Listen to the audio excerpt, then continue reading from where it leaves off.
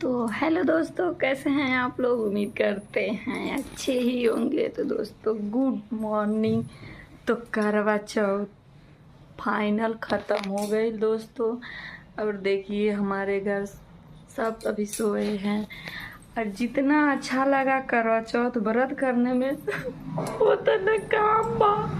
देखा लोग देखावत है दोस्तों, इतना अच्छा से हमारे घर में फैलल बा, का बताई। काम करे के तो बिल्कुल नहीं मन करता। चला लोगन दर्शन करावत है किचन के। देखा कितना निक के कबाड़ भइल बा। देखा लोगन यहाँ से लेके यहाँ तक पूरा मई के साफ करे के बा। बताओ लोग, सारा मर मर के खाना बनैनी व्रत में, सब कुछ कैनी।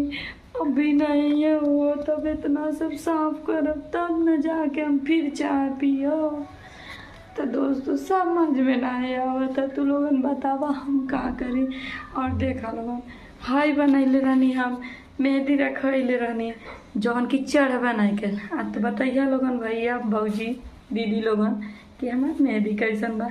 वैसे तो थोड़ा आधा % हमार बलमुआ प्यार करना ना, तो यही से तनी मनी चढ़ल बा। और हाई देखा लोगन, ये है चाइनीज का आइटम, तो इसीलिए 5 मिनट में लगाओ। हमें तो दोस्तों ई डर लगल है। देखा लोगन अधूरा एक दिन में छूटल। काहे छूटल एगो रीजन, पहला नंबर ही कि चाइनीज आइटम है, ठीक ना। और ऊपर से सुबह से इतना काम करे के रहल।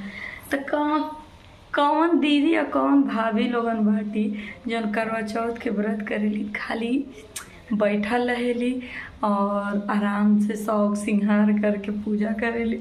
यहाँ तो साला जिंदगी झंड हो गई बा। सुबह उठा तो काम, दोपहर में काम, तिजहर में काम, हर समय काम काम काम। बताओ भैया लोग, यही कुल के चक्कर में हम वीडियो नहीं बना पावत है। तो देखा लोगन हम पगली जैसन बानी, कोई सब लगत है जरूर तू लोगन बताइया। और दोस्तों बहुत काम बा। देखा लोगन बहुत काम बा, एकदम हमके रोना आवता, ठीक ना। का करी लेकिन करे बा। और हाँ, एक हमारी दीदी थी, वो अबा नहीं की, उसी के चक्कर में हमारा वीडियो नहीं बना। यही से उनसे अब हम तलाक लेते हैं, ठीक बना। और नहीं तो बताओ लोगन, हम वीडियो शूट कैले रहती, लेकिन अब जब हम ही बोलेंगे हैं सबके, हम ही फ़ोटो शूट करवाए, तो बाकी के कमुआ के करी। यही से तो पहले नंबर जिसको बुलाए हो, पहले उसका आदर सम्मान करो, उसके बाद से वीडियो कैसा लगा कमेंट कर।